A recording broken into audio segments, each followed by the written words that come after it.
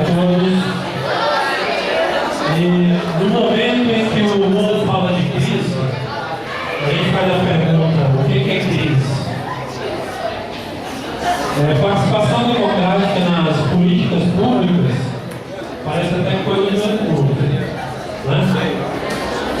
Mas é por falta de conhecimento em várias áreas da sociedade que muitos fazem o que fazem as nossas vidas corriqueiras. E não podemos mais sermos vistos como os meros eleitores que vendem seu voto por um punhado de pão.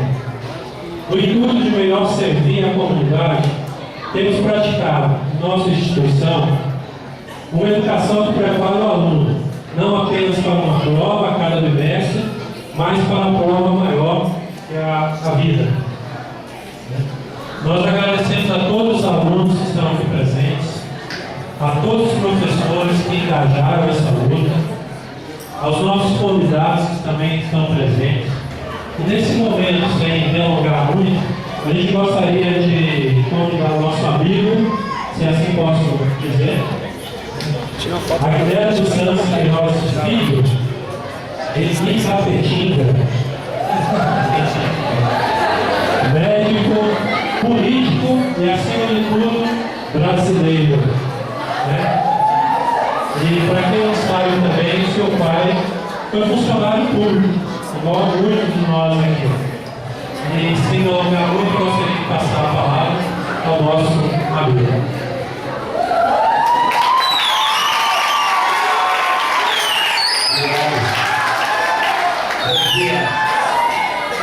Bom dia a todas e a todos. Cumprimentando o nosso diretor Rodrigo, cumprimentando os nossos professores, cumprimentando nosso professor Leócio aqui. Eu cumprimento também a todos os nossos professores, funcionários aqui da escola, parabenizar por essa iniciativa, cumprimentar vocês também, porque aqui hoje é um bate-papo, mas é uma iniciativa que é uma, vamos dizer assim, uma aula de cidadania, discutir essa questão da política do nosso país. Por isso vocês estão de parabéns, e a escola também. Eu sei da ideia de fazer uma eleição aqui. Eu acho que é uma coisa maravilhosa, porque é o exercício da democracia e vocês vão participar.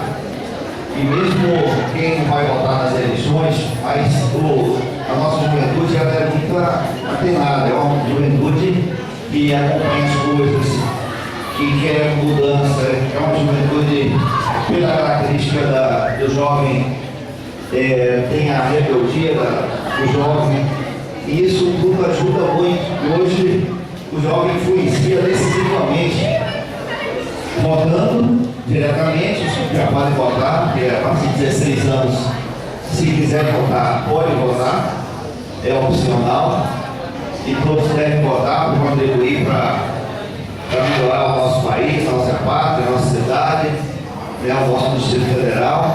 Mas também quem não vota participa, e é o que vocês estão fazendo, e eu acho que é uma iniciativa brilhante. Eu quero parabenizar todos os professores aqui, todos os funcionários aqui da escola, porque eu acho isso maravilhoso. Eu me apresentar um pouquinho para vocês rapidamente, e já entramos no tema, mas na apresentação já é um tema também, porque eu fui deputado distrital aqui no primeira eleição feita para deputado distrital. E nessa eleição, eu era aqui, sou médico de Oswaldo Gama, sou licenciado, mas estava aqui trabalhando na nossa cidade. E nessa eleição, eu aprovei uma série de leis voltadas para os jovens, para a juventude. Tem algumas que vocês nem sabem que voltou, que era incorporada na cultura e na vida da cidade, como estudante, pagar minha entrada. Isso é uma lei que eu podia como deputado. Também o passe estudantil, E agora vamos já evoluir, o passe livre, na época com uma luta brutal para garantir que pagasse o terço da passagem com a lei da caminhão turismo na época. Enfim, e uma série de outras leis voltadas também para a nossa juventude. Por que eu estou falando isso para vocês? Porque é importante, quando você vai eleger o deputado, né, o deputado distrital,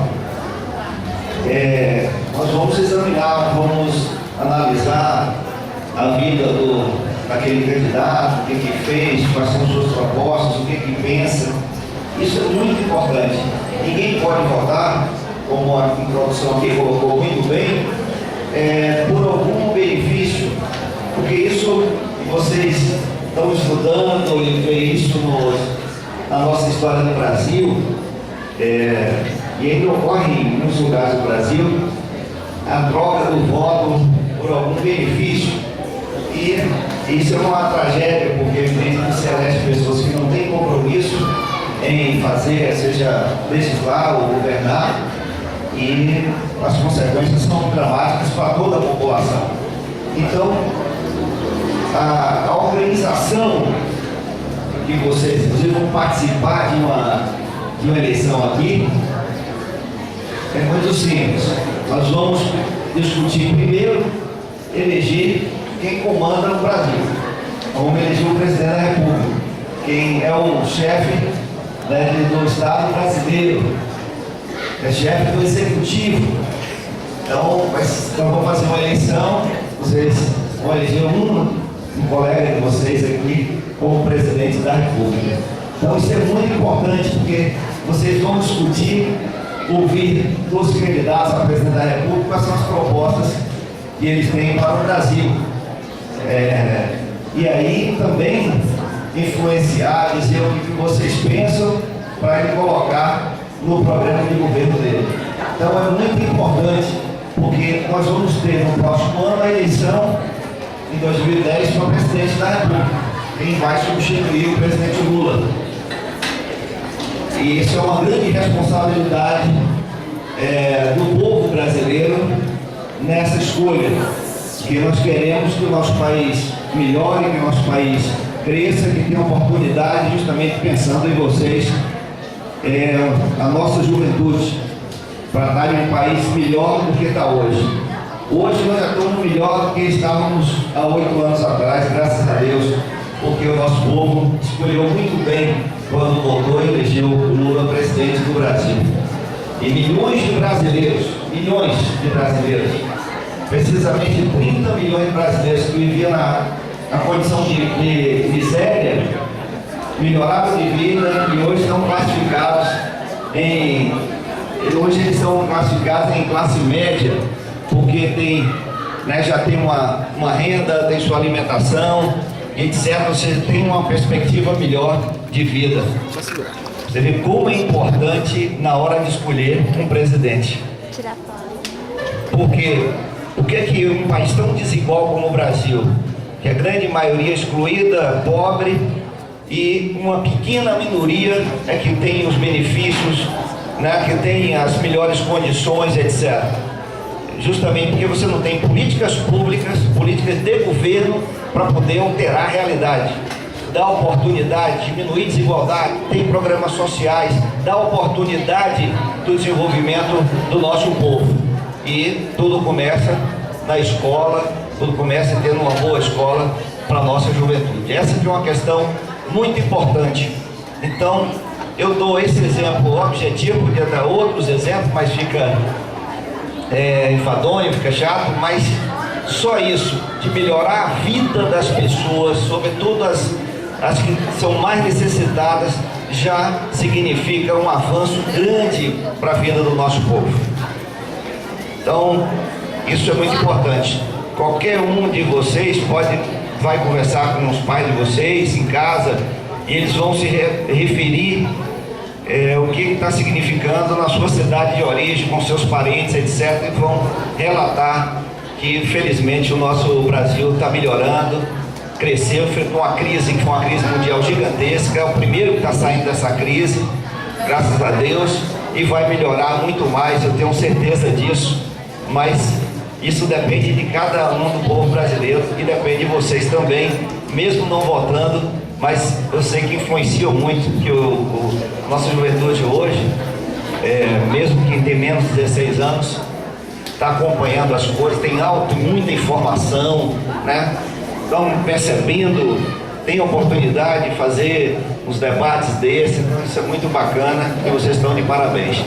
Essa é a primeira tarefa, mas também nós vamos eleger o legislativo nessa eleição de 2010, que é o Senado, são os senadores e os deputados. Os senadores, no Brasil, nós elegemos 3 senadores por estados, porque eles representam os estados. Então nós elegemos 3 senadores. Então, tanto o São Paulo, que é uma população aí de quase 30 milhões de habitantes, quanto o Acre, ou o Distrito Federal, que tem 2,5 milhões de habitantes, elege 3 senadores. Porque é o mesmo número de senador, porque está representando o estado, né, da federação. Então nós vamos eleger, e agora, nesse período agora, renova 2/3 do Senado, né? Cada 4 anos, esse 4 anos agora 2/3 do Senado e 1/3 no próximo. Então nós vamos eleger 2 senadores em cada estado do Brasil, dessa vez.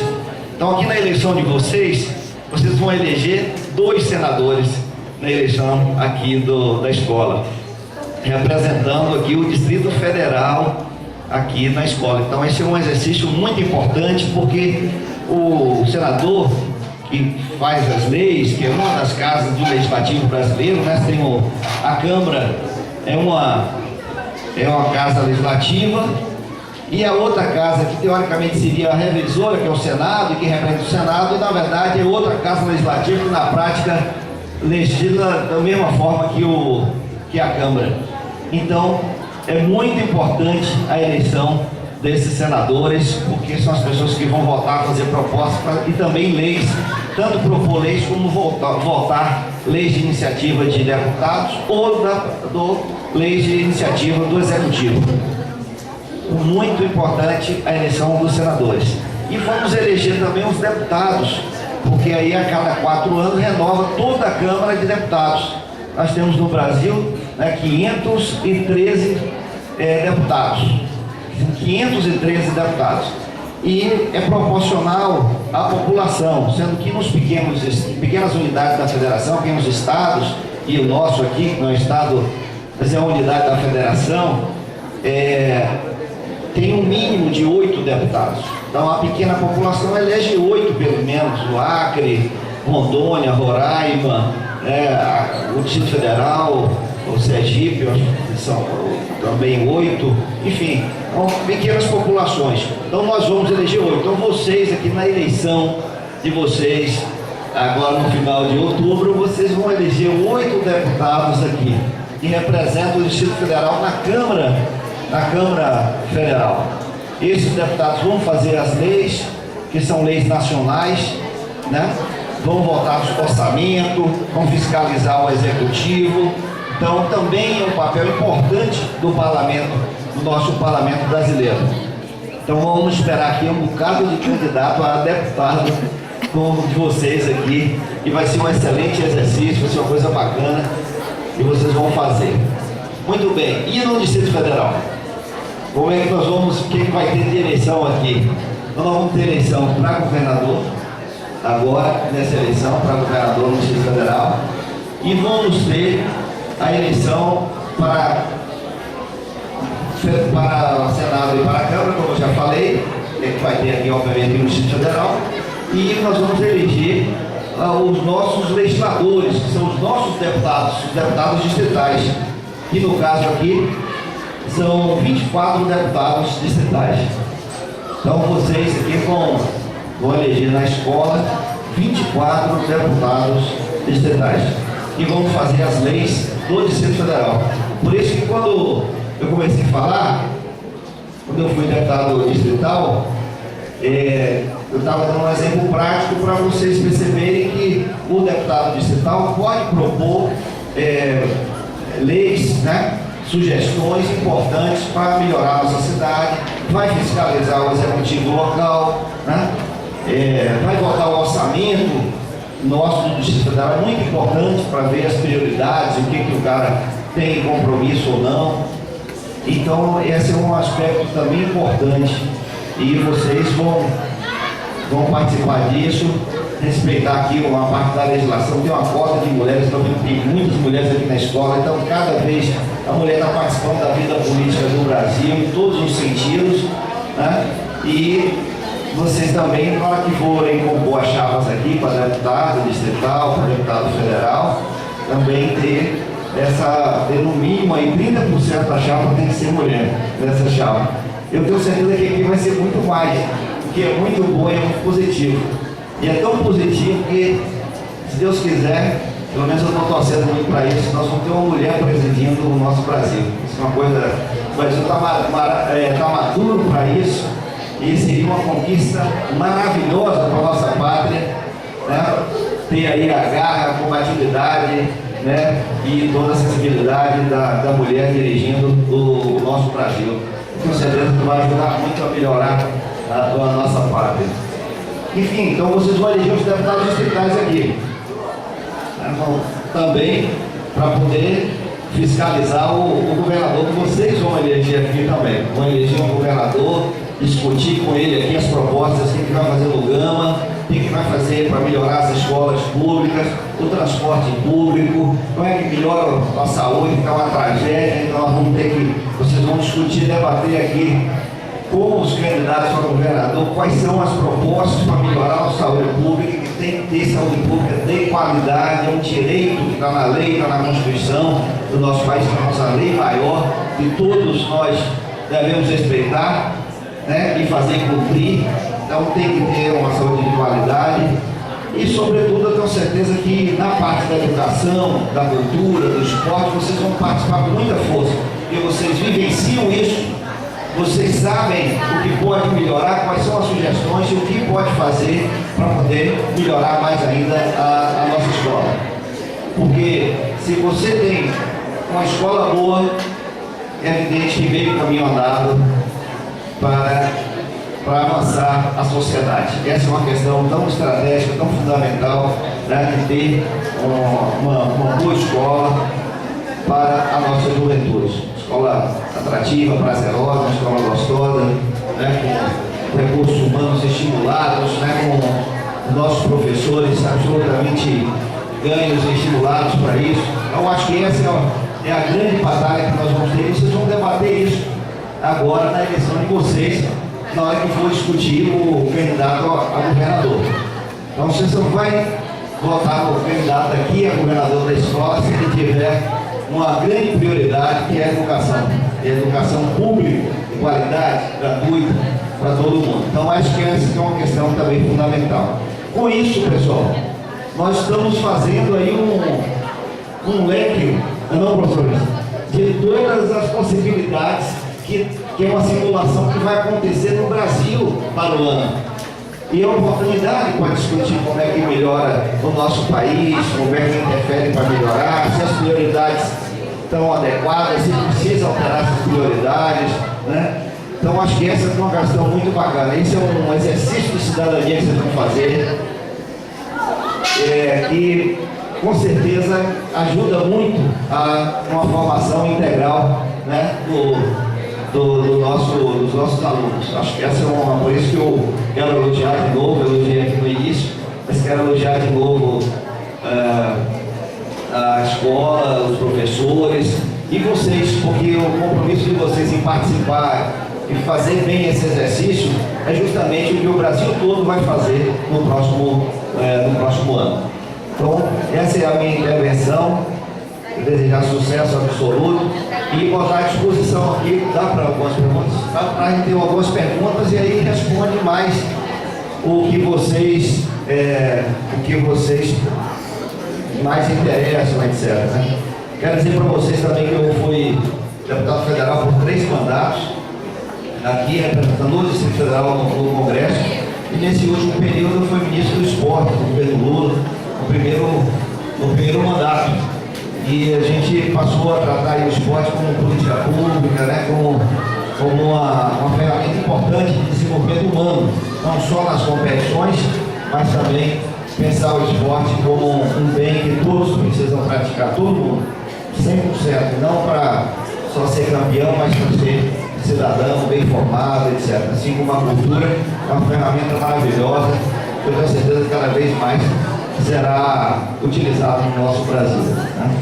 Então vou encerrar aqui para vocês também perguntarem e falar um pouco dessas eleições que nós vamos fazer aqui. Obrigado, pessoal.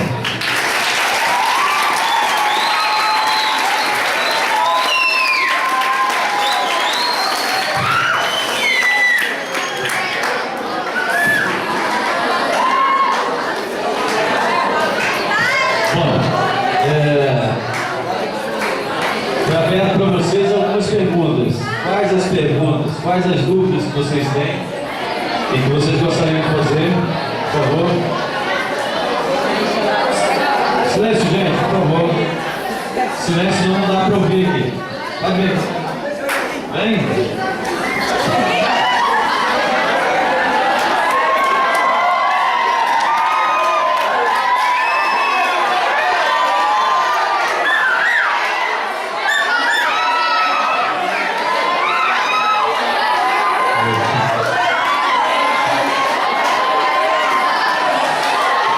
Silêncio, senão, por favor, né? Sem silêncio não dá, né? É porque existem dois tipos de deputado, o deputado federal e o distrital. Você sabe a diferença dos dois? Uma boa pergunta, olha só. O distrital.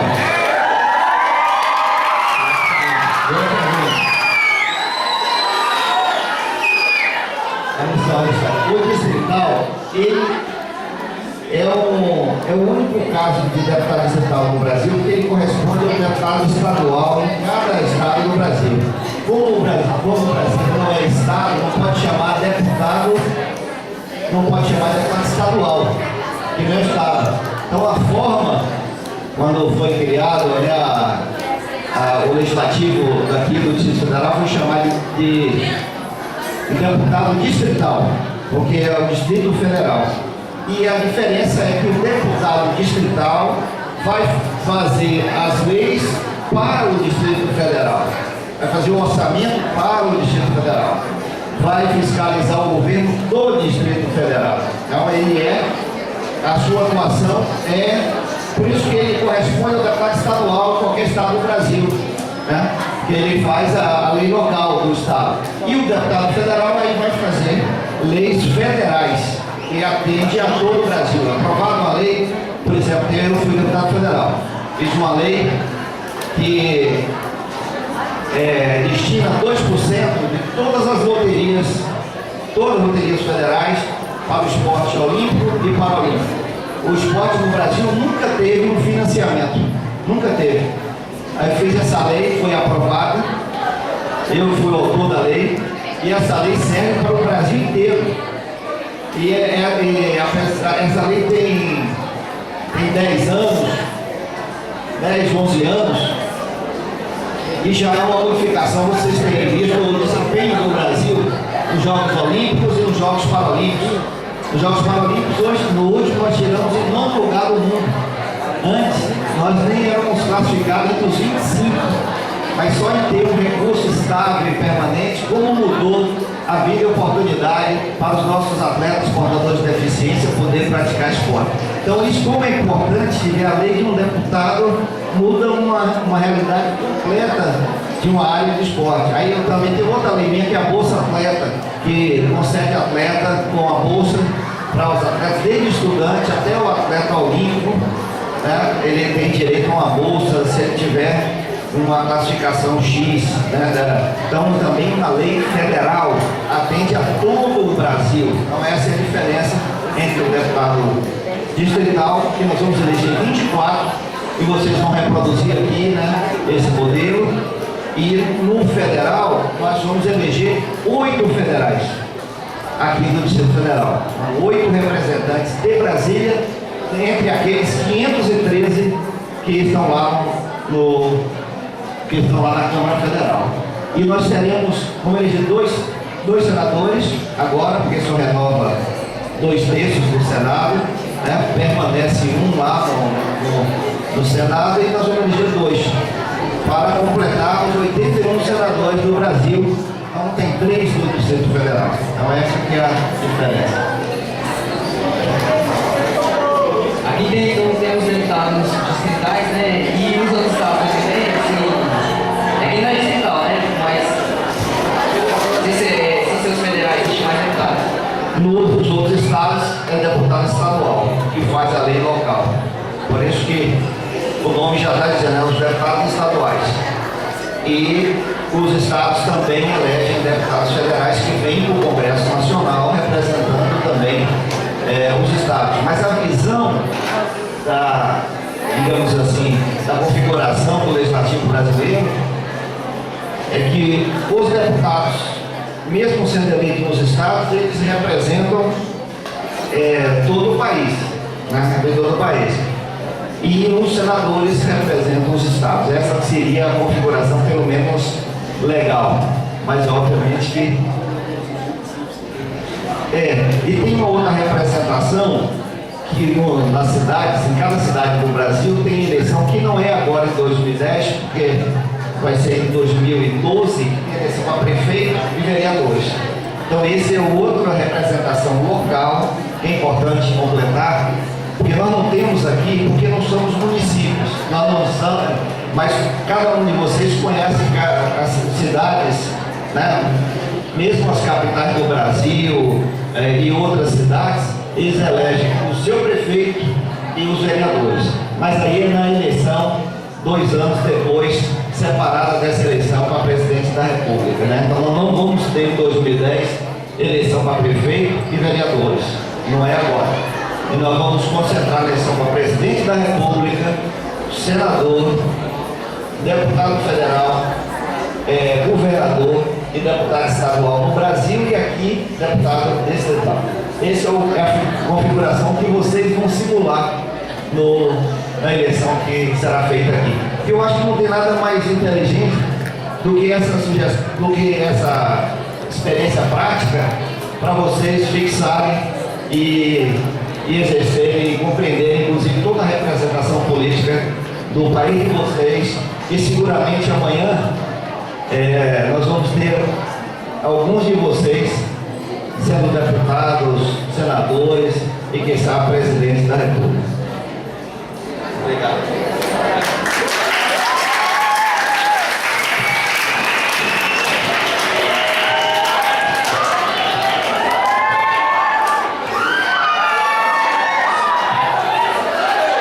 Pessoal, silêncio, né? Senão...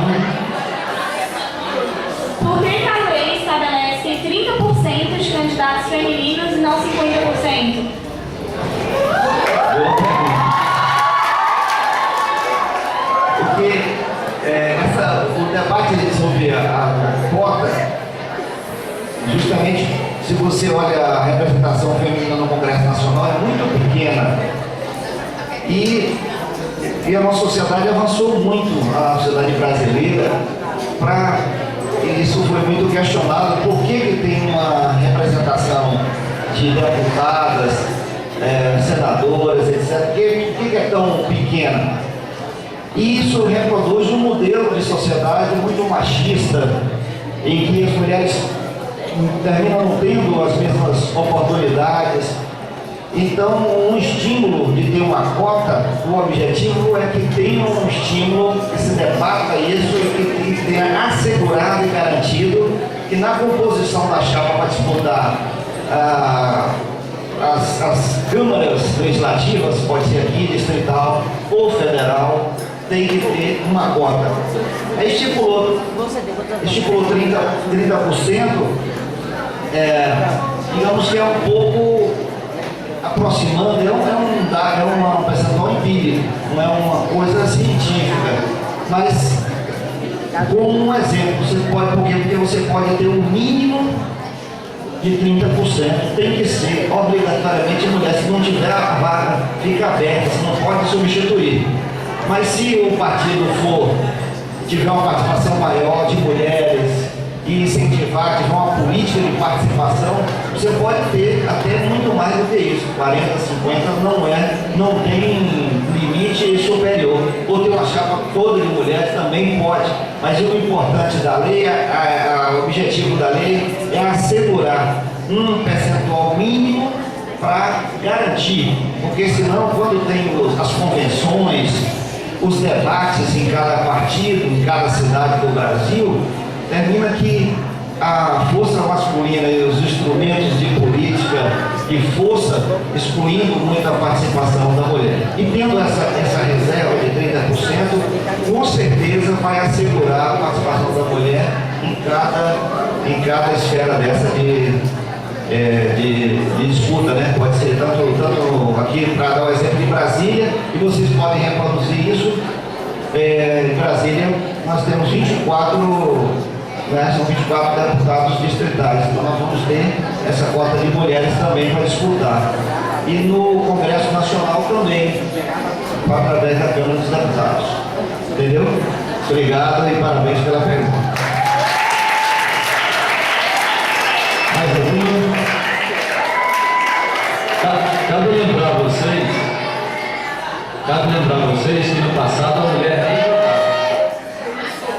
A mulher não votava no passado. Então hoje é o mínimo.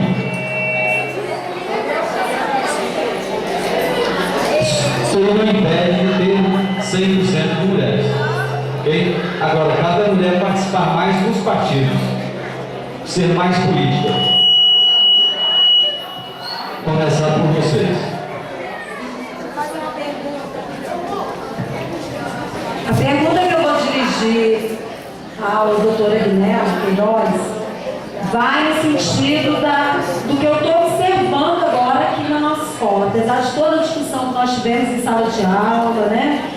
Aquela conversa inicial que nós tivemos antes do nosso palestrante Lúcio estar aqui, gentilmente proporcionando esse debate de alto nível, eu percebo assim que o que eu estou constatando da maioria dos alunos presentes é o que a gente observa na sociedade.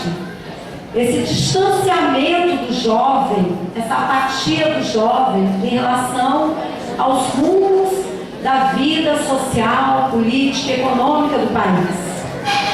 Então eu gostaria de perguntar ao doutor Aguinaldo Queiroz como que ele observa, analisa e busca entender, mesmo com uma Constituição que avançou tanto na garantia de direitos democráticos como a Constituição atual de 1988, que garante ao jovem de 16 e 17 anos a possibilidade de estar participando da vida política ativamente como eleitor e ajudando a colocar, né, seja no Distrito Federal, seja no Palácio do Planalto, projetos políticos que contemplem os desejos, os anseios, as necessidades da nossa juventude. Apesar de tudo isso, né, desse instrumento tão importante que é a Constituição Federal, que nos dá essa garantia da juventude, essa garantia, por que esse distanciamento do jovem da vida política e da discussão política do país? Essa é uma excelente pergunta, porque eu comecei a participar também assim muito cedo e participei da luta pelo voto aos 16 anos. Isso foi uma batalha enorme, porque muita gente era contra que o jovem pudesse votar aos 16 anos, sobretudo o setor mais conservador no Brasil. Eu achava que ele não tem condição, discernimento, consciência política, etc. Mas a realidade é bem outra. Quer dizer, o jovem hoje, ele, muito mais cedo do que isso, ele já tem um grau de informação tão grande hoje com o avanço da tecnologia, né, dos meios de comunicação. É evidente que ele já tem uma participação maior. Agora, há uma contradição nisso, como a nossa professora colocou muito bem. Isso não implica necessariamente ter, não é automático que isso aconteça, mesmo tendo essa possibilidade.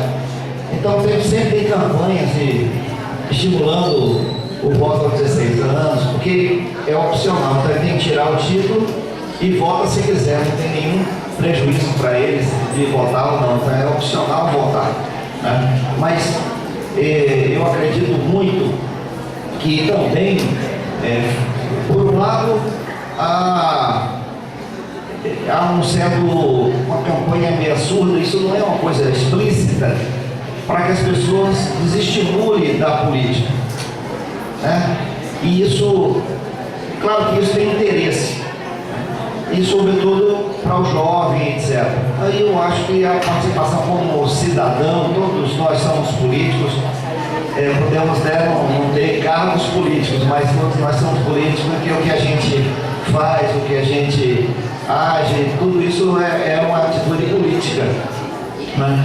Então nós temos que participar mais, acompanhar a vida do nosso país, saber qual é o rumo, se está certo, se não está errado, se está errado a gente vai substituir, vai mudar, né? Então isso é muito importante e eu acredito que faz parte muito de tentar desestimular, achar que política é coisa feia, que política só tem bandido, coisa que vai. Isso desestimula muito e aí deixa que as pessoas boas não participem da política. Esse que é o grande risco. E política é coisa séria, é uma coisa muito séria. Eu dei um exemplo para vocês, um exemplo só do que é você ter um presidente que tem compromisso com o povo, o que ele pode mudar na vida de milhões de pessoas. Pra vocês terem uma ideia, o Uruguai tem 3 milhões de habitantes. É um país nosso, vizinho aqui, nosso vizinho ao sul, fazendo fronteira aqui com o Rio Grande do Sul, etc. Agora, tem 3 milhões de habitantes. Uma política pública de resgate à cidadania que foi feita, eu dei um exemplo, tem 30 milhões de pessoas migraram, 10 vezes isso, migraram para condições melhores de vida, de ser consumidor, de poder comprar o que precisa, essa coisa toda, já numa condição melhor. Está muito longe do que nós queremos muito mais do que isso, mas é assim que vai avançando. Por isso que eu acho que a participação do jovem é fundamental. Nós temos que combater isso. Eu estou de acordo com a nossa professora, porque se a gente deixar que isso, só quem participa de política é quem tem interesse particular de se beneficiar da política, aí fica um negócio muito ruim mesmo. E aí é ruim para toda a sociedade. E ao contrário, nós temos que lutar, e quem faz isso, quem decide somos nós. Na hora de votar, os pais de vocês, a nossa população. Porque se a gente vota bem, nós vamos ter um país melhor. Se a gente vota mal, é evidente que nós vamos ter um país que vai atrasar mais e se desenvolver, porque você vai ter dirigentes que nos preocupam em ter políticas públicas, que cuide da vida, que cuide do cidadão, que tem investimento humano, que um país é a vida do seu povo. Isso é um país. Obra física, tijolo, cimento é uma consequência, não precisa, constrói. Mas o principal é a vida, é cuidar dessa juventude, é ter política para a nossa juventude, ter acesso ao esporte, ter acesso à cultura, ter acesso ao ensino de boa qualidade. Isso sim que é formar e vai formar um cidadão bem preparado, crítico para a vida, independente, para poder dizer não, para não vender o voto. E isso que é importante fazer, que atrasou muito, nós tivemos governos muito conservadores durante muitos anos, com pouco vínculo com o nosso povo e pouco afeito a nossa pátria, muito mais ligada a interesses de fora do Brasil, né? Felizmente nós temos um governo patriota no Brasil, um país soberano, respeitado no mundo inteiro hoje, o nosso país é respeitadíssimo no mundo inteiro, e Deus, como confirmando que é brasileiro, ainda temos essa grande descoberta aí, que vocês vão debater também, porque aproveitar agora a eleição para debater aqui o pré-sal, que é a descoberta de petróleo na camada, né? Pré-sal a 7 quilômetros de profundidade no mar. E a empresa brasileira que descobriu isso, a Petrobras, mostrando que nós somos capazes, temos tecnologia, e essa é uma riqueza fantástica. E vocês podiam debater, quando achar esse petróleo, que é uma riqueza grande, o que fazer com esse dinheiro?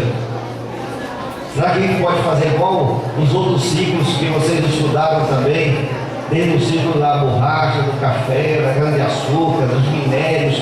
São descobertas importantes no Brasil, ciclos de riqueza, que não ficou nada para o nosso povo. Foi tudo embora, para fora do Brasil, e acabou, tiraram tudo, consumiram o que tinha que consumir, e nós não ficamos com nada. E agora temos uma riqueza. E essa riqueza, vocês deviam debater na eleição aqui para presidente, a proposta do candidato de vocês para presidente aqui, o que ele vai fazer com esse recurso? Vai ter muito dinheiro do petróleo. Se isso deve ir para a educação, por exemplo, que é o que eu defendo, que nessa parte desse recurso dá um dinheiro fixo durante anos para a educação. Quando o petróleo acabar, o nosso país já passa a ser outro, tem investir em recursos humanos, investir na vida.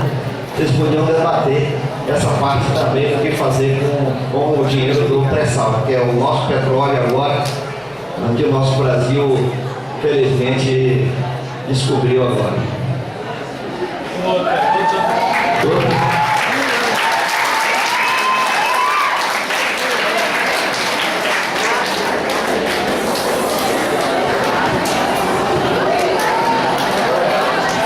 Bom dia a todos, bom dia do governo. Nós somos grandes sobre a obrigatoriedade do voto. Isso diz a lei que a obrigatoriedade é boa, porque permite a um momento de cidadania que não tem acesso a nada.